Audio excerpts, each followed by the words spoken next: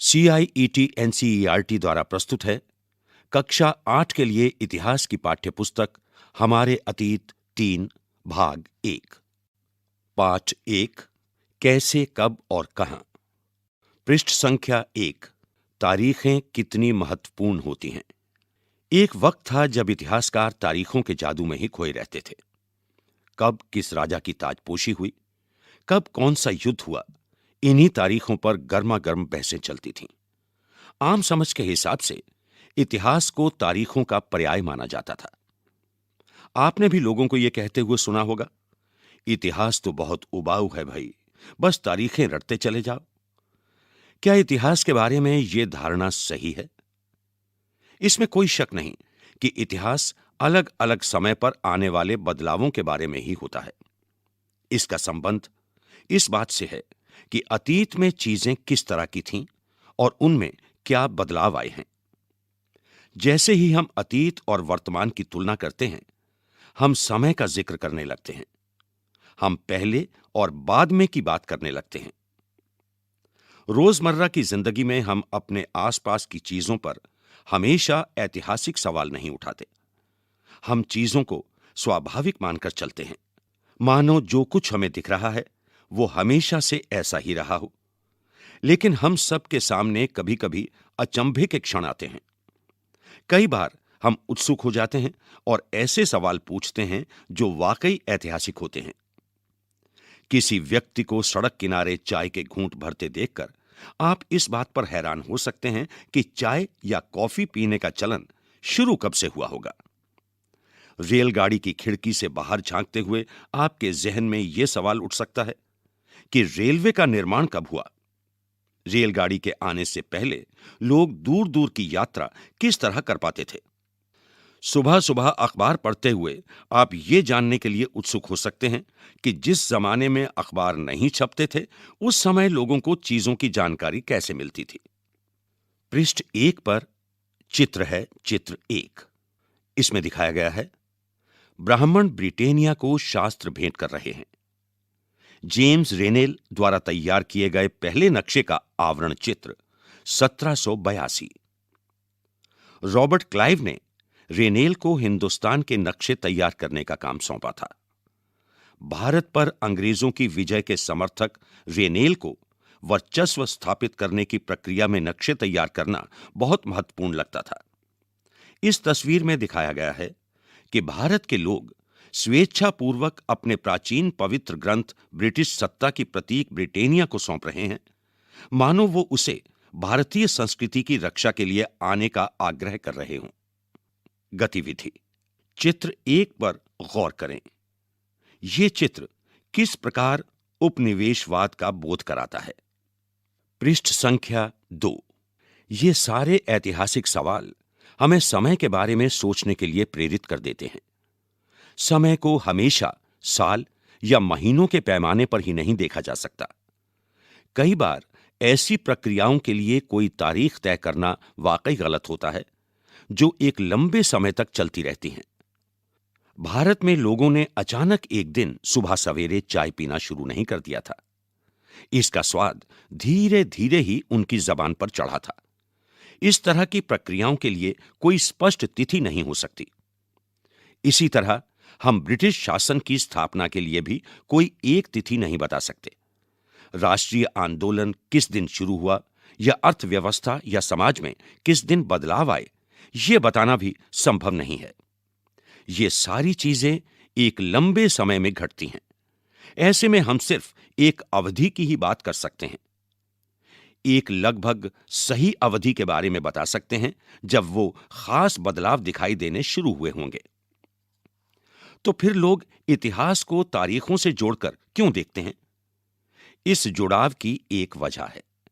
एक समय था जब युद्ध और बड़ी बड़ी घटनाओं के ब्यौरों को ही इतिहास माना जाता था। यह इतिहास राजा महाराजाओं और उनकी नीतियों के बारे में होता था। इतिहासकार ये लिखते थे कि कौन से साल राजा को ताज पहनाया गया, किस साल उसका विवाह हुआ, किस साल उसके घर में बच्चा पैदा हुआ, कौन से साल उसने कौन सी लड़ाई लड़ी, वो कब मरा और उसके बाद कब कौन सा शासक गद्दी पर बैठा। इस तरह की घटनाओं के लिए निश्चित तिथि बताई जा सकती है और इस तरह के इतिहासों में तिथियों का महत्व बना रहता है।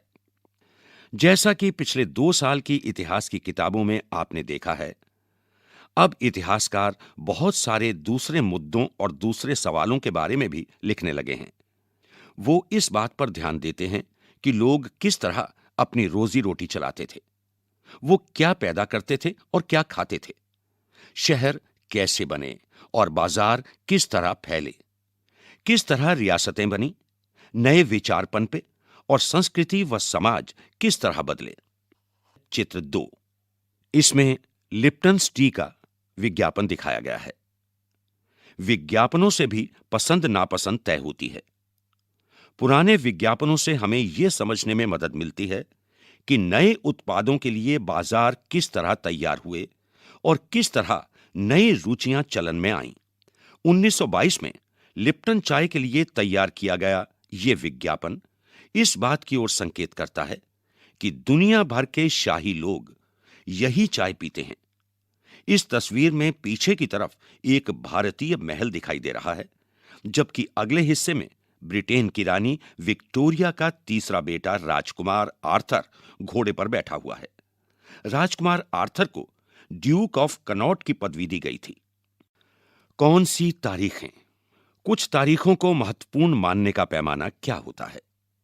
हम जो तारीखें चुनते हैं, जिन तारीखों के इर्द गिर्द हम अतीत की कहानी बुनते हैं, वो अपने आप में महत्वपूर्ण नहीं होती। वो इसलिए महत्वपूर्ण हो जाती हैं क्योंकि हम कुछ खास घटनाओं को महत्वपूर्ण मानकर चलने लगते हैं। अगर अध्ययन का विषय बदल जाता है, अगर हम नए मुद्दों पर ध्यान देने लगते हैं, तो महत्वपूर्ण तारीखें भी बदल जाती हैं। एक उदाहरण पर विचार कीजिए।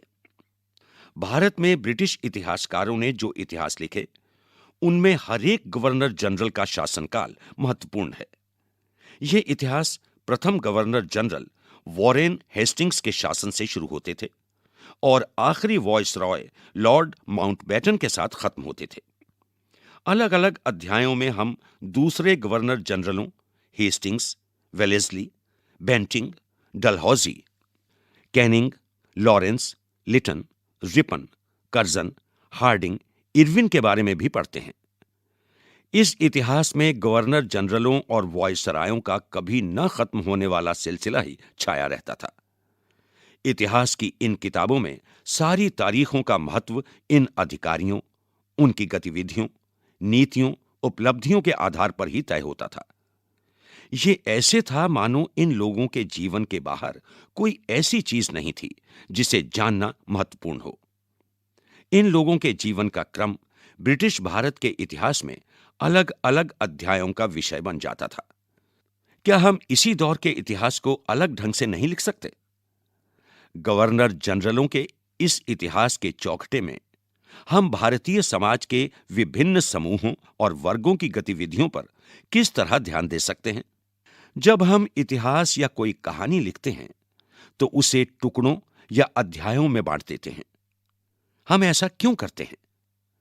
ऐसा इसलिए किया जाता है ताकि हर अध्याय में कुछ सामंजस्य रहे। इसका मकसद कहानी को इस तरह सामने लाना होता है कि उसे आसानी से समझा जा सके और याद रखा जा सके। इस प्रक्रिया में हम सिर्फ उन घटनाओं पर जोर देते हैं जो उस कहानी को पेश करने में मददगार होती हैं। जो इतिहास गवर्नर जनरलों के जीवन के इर्द गिर्द चलता है, उसमें भारतीयों की गतिविधियां कोई माने नहीं रखती। उनके लिए वहां कोई जगह नहीं होती। तो फिर क्या किया जाए? जाहिर है, हमें अपने इतिहास का एक अलग खाका बनाना पड़ेगा। इसका मतलब यह है कि अब तक जिन तिथियों को महत्व दिया जा रहा था, वो महत्वपूर्ण नहीं रहेंगी। हमारे लिए नई तिथियां महत्वपूर्ण हो जाएंगी। इस पृष्ठ पर चित्र दिखाया गया है, चित्र 3। इसमें दिखाया गया है वॉरेन हेस्टिंग्स 1773 में भारत के पहले गवर्नर जनरल बने। इतिहास की किताबों में गवर्नर जनरलों के कारनामों, जीवनियों में, उनकी गौरव गाथाओं और तस्वीरों में उनके भव्य व्यक्तित्व को उभारा जाता था। पृष्ठ संख्या 3। हम अवधियां कैसे तय करते हैं? 1817 में स्कॉटलैंड के अर्थशास्त्री और राजनीतिक दार्शनिक जेम्स मिल ने 3 विशाल खंडों में a history of British India अर्थात ब्रिटिश भारत का इतिहास नामक एक किताब लिखी। इस किताब में उन्होंने भारत के इतिहास को हिंदू, मुस्लिम और ब्रिटिश इन 3 कालखंडों में बांटा था।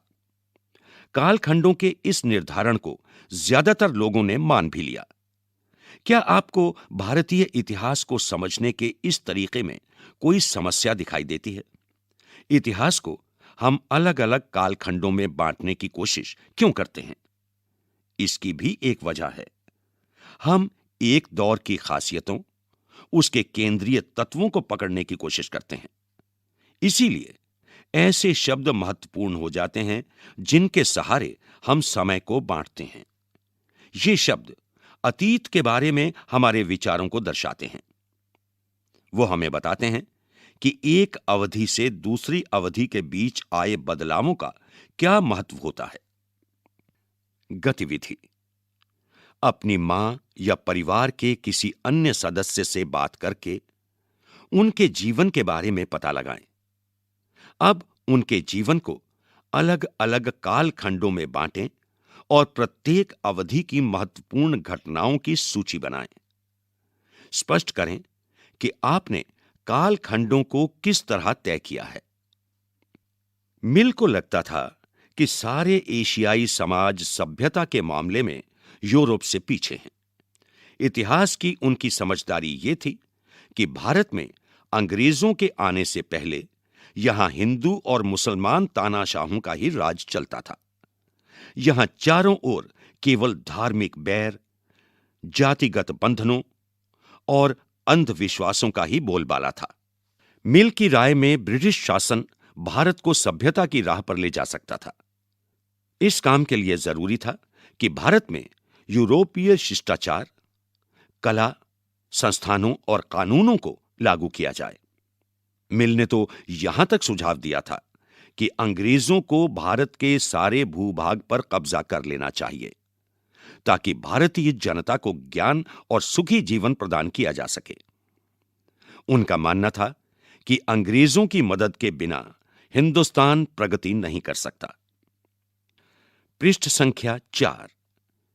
इतिहास की इस धारणा में अंग्रेजी शासन प्रगति और सभ्यता का प्रतीक था। अंग्रेजी शासन से पहले सारा अंधकार का दौर था। क्या इस तरह की धारणा को स्वीकार किया जा सकता है? क्या इतिहास के किसी दौर को हिंदू या मुसलमान दौर कहा जा सकता है?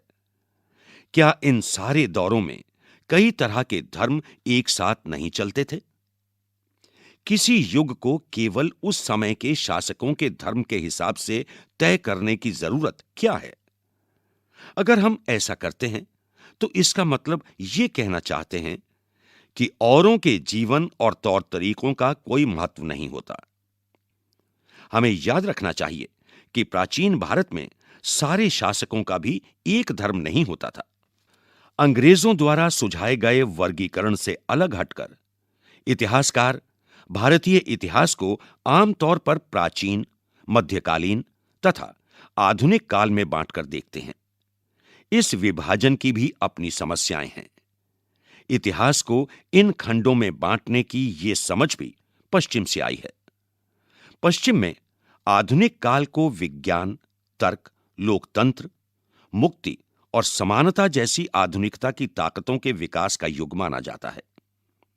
उनके लिए मध्यकालीन समाज वो समाज थे जहां आधुनिक समाज की ये विशेषताएं नहीं थीं। क्या हम अपने अध्ययन के लिए आधुनिक काल की इस अवधारणा को बिना सोचे विचारे ऐसे ही अपना सकते हैं? जैसे कि आप इस किताब को देखेंगे, अंग्रेजों के शासन में लोगों के पास समानता, स्वतंत्रता या मुक्ति नहीं थी। ना ही ये आर्थिक विकास और प्रगति का दौर था। बहुत सारे इतिहासकार इस युग को औपनिवेशिक युग कहते हैं। औपनिवेशिक क्या होता है? इस किताब में आप जानेंगे कि किस तरह अंग्रेजों ने हमारे देश को जीता और स्थानीय नवाबों और राजाओं को दबाकर अपना शासन स्थापित किया। आप जानेंगे कि किस तरह उन्होंने अर्थव्यवस्था व समाज पर नियंत्रण स्थापित किया, अपने सारे खर्चों को निपटाने के लिए राजस्व वसूल किया, अपनी जरूरत की चीजों को सस्ती कीमत पर खरीदा, निर्यात के लिए महत्वपूर्ण फसलों की खेती कराई और इन सारी कोशिशों के कारण क्या बदलाव आए। आप ये भी जानेंगे कि ब्रिटिश शासन के कारण यहां की मूल्य मान्यताओं और पसंद नापसंद, रीति रिवाज व तौर तरीकों में क्या बदलाव आए। जब एक देश पर दूसरे देश के दबदबे से इस तरह के राजनीतिक, आर्थिक, सामाजिक और सांस्कृतिक बदलाव आते हैं, तो इस प्रक्रिया को औपनिवेशीकरण कहा जाता है। लेकिन जल्दी ही आप ये समझ जाएंगे कि सारे वर्ग और समूह इन बदलावों को एक ही ढंग से अनुभव नहीं कर रहे थे। इसीलिए इस किताब को हमारे अतीत नाम दिया गया है। हमारे अतीत यानी कई अतीतों पर केंद्रित। पृष्ठ संख्या 5।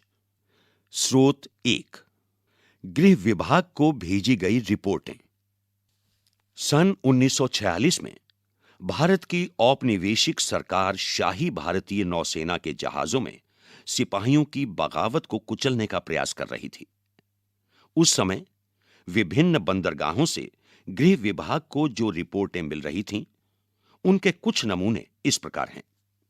बंबई, इस बात का इंतजाम कर लिया गया है कि सेना जहाजों और दफ्तरों पर कब्जा कर ले। शाही नौसैनिक जहाज अभी भी बंदरगाह से बाहर ही हैं। कराची, 301 विद्रोहियों को गिरफ्तार कर लिया गया है। कुछ अन्य संदेहास्पद विद्रोही भी गिरफ्तार किए गए हैं। सारे दफ्तर सैनिक निगरानी में हैं। विशाखापट्टनम, स्थिति पूरी तरह नियंत्रण में है और कहीं हिंसा नहीं हुई है। जहाजों और प्रतिष्ठानों पर सैनिक गार्ड तैनात कर दिए गए हैं। किसी परेशानी की उम्मीद नहीं है, सिवाय इसके कि संभव है कुछ सिपाही काम पर न आएं। Director of intelligence, headquarter, India command, situation report संख्या 7, फाइल संख्या 5/21/46। गृह राजनीतिक, भारत सरकार। हम किस तरह जानते हैं? भारतीय इतिहास के पिछले 250 साल का इतिहास लिखने के लिए इतिहासकार कौन से स्रोतों का इस्तेमाल करते हैं? प्रशासन अभिलेख तैयार करता है। अंग्रेजी शासन द्वारा तैयार किए गए सरकारी रिकॉर्ड इतिहासकारों का एक महत्वपूर्ण साधन होते हैं। अंग्रेजों की मान्यता थी कि चीजों को लिखना बहुत महत्वपूर्ण होता है। उनके लिए हर निर्देश, हर योजना, नीतिगत फैसले, सहमति, जांच को साफ साफ लिखना जरूरी था। ऐसा करने के बाद चीजों का अच्छी तरह अध्ययन किया जा सकता था और उन पर वाद विवाद किया जा सकता था। इस समझदारी के चलते ज्ञापन, टिप्पणी और प्रतिवेदन पर आधारित शासन की संस्कृति पैदा हुई। अंग्रेजों को यह भी लगता था कि तमाम अहम दस्तावेजों और पत्रों को संभाल कर रखना जरूरी है। लिहाजा उन्होंने सभी शासकीय संस्थानों में अभिलेख कक्ष भी बनवा दिए। तहसील के दफ्तर, कलेक्ट्रेट, कमिश्नर के दफ्तर, प्रांतीय सचिवालय, कचहरी, सबके अपने रिकॉर्ड रूम होते थे। महत्वपूर्ण दस्तावेजों को बचाकर रखने के लिए अभिलेखागार यानी आर्काइव और संग्रहालय जैसे संस्थान भी बनाए गए। 19वीं सदी की शुरुआत में प्रशासन की एक शाखा से दूसरी शाखा के पास भेजे गए पत्रों और ज्ञापनों को आप आज भी अभिलेखागारों में देख सकते हैं। वहां आप जिला अधिकारियों द्वारा तैयार किए गए नोट्स और रिपोर्ट पढ़ सकते हैं या ऊपर बैठे अफसरों द्वारा प्रांतीय अधिकारियों को भेजे गए निर्देश और सुझाव देख सकते हैं। 19वीं सदी के शुरुआती सालों में इन दस्तावेजों की सावधानी पूर्वक नकलें बनाई जाती थीं। उन्हें खुशनवीसी के माहिर लिखते थे। खुशनवीसी या सुलेख नवीस ऐसे लोग होते हैं जो बहुत सुंदर ढंग से चीजें लिखते हैं। 19वीं सदी के मध्य तक छपाई तकनीक भी फैलने लगी थी। इस तकनीक के सहारे अब प्रत्येक सरकारी विभाग की कार्रवाइयों के दस्तावेजों की कई कई प्रतियां बनाई जाने लगीं। इस पृष्ठ में चित्र दिखाया गया है, चित्र 4। इस चित्र में 1920 के दशक में बनाए गए भारतीय राष्ट्रीय अभिलेखागार का चित्र दिखाया गया है। जब नई दिल्ली का निर्माण हुआ तो राष्ट्रीय संग्रहालय और राष्ट्रीय अभिलेखागार दोनों ही वॉयसरॉय के निवास के नजदीक बनाए गए थे। इससे पता चलता है कि अंग्रेजों की सोच में इन संस्थानों का कितना भारी महत्व था। पृष्ठ संख्या 6, सर्वेक्षण का बढ़ता महत्व। औपनिवेशिक शासन के दौरान सर्वेक्षण का चलन भी महत्वपूर्ण होता गया। अंग्रेजों का विश्वास था कि किसी देश पर अच्छी तरह शासन चलाने के लिए उसको सही ढंग से जानना जरूरी होता है। 19वीं सदी की शुरुआत तक पूरे देश का नक्शा तैयार करने के लिए बड़े बड़े सर्वेक्षण किए जाने लगे। गांवों में राजस्व सर्वेक्षण किए गए। इन सर्वेक्षणों में धरती की सतह, मिट्टी की गुणवत्ता, वहां मिलने वाले पेड़ पौधों और जीव जंतुओं तथा स्थानीय इतिहासों व फसलों का पता लगाया जाता था। अंग्रेजों की राय में किसी इलाके का शासन चलाने के लिए इन सारी बातों को जानना जरूरी था। 19वीं सदी के आखिर से हर 10 साल में जनगणना भी की जाने लगी। जनगणना के जरिए भारत के सभी प्रांतों में रहने वाले लोगों की संख्या, उनकी जाति, इलाके और व्यवसाय के बारे में जानकारियां इकट्ठा की जाती थीं। इसके अलावा वानस्पतिक सर्वेक्षण, प्राणी वैज्ञानिक सर्वेक्षण, पुरातात्वीय सर्वेक्षण, मानव शास्त्रीय सर्वेक्षण, वन सर्वेक्षण आदि कई दूसरे सर्वेक्षण भी किए जाते थे। इस पृष्ठ में चित्र 5 दिखाया गया है। शरीफे का पौधा, 1770 का दशक। अंग्रेजों द्वारा बनाए गए वानस्पतिक उद्यान और प्राकृतिक इतिहास के संग्रहालयों में विभिन्न पौधों के नमूने और उनसे संबंधित जानकारियां इकट्ठा की जाती थीं। इन नमूनों के चित्र स्थानीय कलाकारों से बनवाए जाते थे। अब इतिहासकार इस बात पर ध्यान दे रहे हैं कि इस तरह की जानकारी किस तरह इकट्ठी की जाती थी और इससे उपनिवेशवाद के बारे में क्या पता चलता है। इस पृष्ठ पर चित्र है, चित्र 6। इस चित्र में जेम्स प्रिंसेप द्वारा बनाई गई तस्वीर दिखाई गई है जो 1832 में बनाई गई थी। इसमें बंगाल में मानचित्रण और सर्वेक्षण कार्य चल रहा है। गौर करें कि सर्वेक्षण में इस्तेमाल होने वाले सारे उपकरणों को चित्र के अगले हिस्से में दिखाया गया है। चित्रकार इस परियोजना के वैज्ञानिक स्वरूप पर खास तौर से जोर देना चाहता है। चित्र 7, इसमें दिखाए गए हैं 1857 में विद्रोह करते विद्रोही। तस्वीरों को भी बहुत ध्यान से देखना चाहिए। उनसे हमें चित्रकार की सोच पता चलती है। 1857 के विद्रोह के बाद अंग्रेजों द्वारा तैयार की गई सचित्र पुस्तकों में यह तस्वीर कई जगह दिखाई देती है। इस तस्वीर के नीचे लिखा होता था, बागी सिपाही लूट खसोट में लगे हुए हैं। अंग्रेजों की नजर में विद्रोही जनता लालची, दुष्ट और बेरहम थी। इस विद्रोह के बारे में आप अध्याय 5 में जानेंगे। पृष्ठ संख्या 7, अधिकृत रिकॉर्ड से क्या पता नहीं चलता। रिकॉर्ड्स के इस विशाल भंडार से हम बहुत कुछ पता लगा सकते हैं। फिर भी इस बात को नजरअंदाज नहीं किया जा सकता कि ये सारे सरकारी रिकॉर्ड हैं। इनसे हमें यही पता चलता है कि सरकारी अफसर क्या सोचते थे, उनकी दिलचस्पी किन चीजों में थी और बाद के लिए वो किन चीजों को बचाए रखना चाहते थे। इन रिकॉर्ड से हमें यह समझने में हमेशा मदद नहीं मिलती कि देश के दूसरे लोग क्या महसूस करते थे और उनकी कार्रवाइयों की क्या वजह थी। इन बातों को जानने के लिए हमें कहीं और देखना होगा। जब हम ऐसे दूसरे स्रोतों की तलाश में निकलते हैं तो उनकी भी कोई कमी नहीं रहती, लेकिन सरकारी रिकॉर्ड्स के मुकाबले उन्हें ढूंढना जरा मुश्किल साबित होता है। इस लिहाज से लोगों की डायरियां, तीर्थ यात्राओं और यात्रियों के संस्मरण, महत्वपूर्ण लोगों की आत्मकथाएं और स्थानीय बाजारों में बिकने वाली लोकप्रिय पुस्तिकाएं महत्वपूर्ण हो जाती हैं। जैसे जैसे छपाई की तकनीक फैली, अखबार छपने लगे और विभिन्न मुद्दों पर जनता में बहस भी होने लगी। नेताओं और सुधारकों ने अपने विचारों को फैलाने के लिए लिखा। कवियों और उपन्यासकारों ने अपनी भावनाओं को व्यक्त करने के लिए लिखा। लेकिन ये सारे स्रोत उन लोगों ने रचे हैं जो पढ़ना लिखना जानते थे। इनसे हम ये पता नहीं लगा सकते कि आदिवासी और किसान, खदानों में काम करने वाले मजदूर या सड़कों पर जिंदगी गुजारने वाले गरीब किस तरह के अनुभवों से गुजर रहे थे। अगर हम थोड़ी और कोशिश करें तो हम इस बारे में भी जान सकते हैं। जैसे जैसे आप इस किताब में आगे बढ़ेंगे, आपको यह बात समझ में आने लगेगी।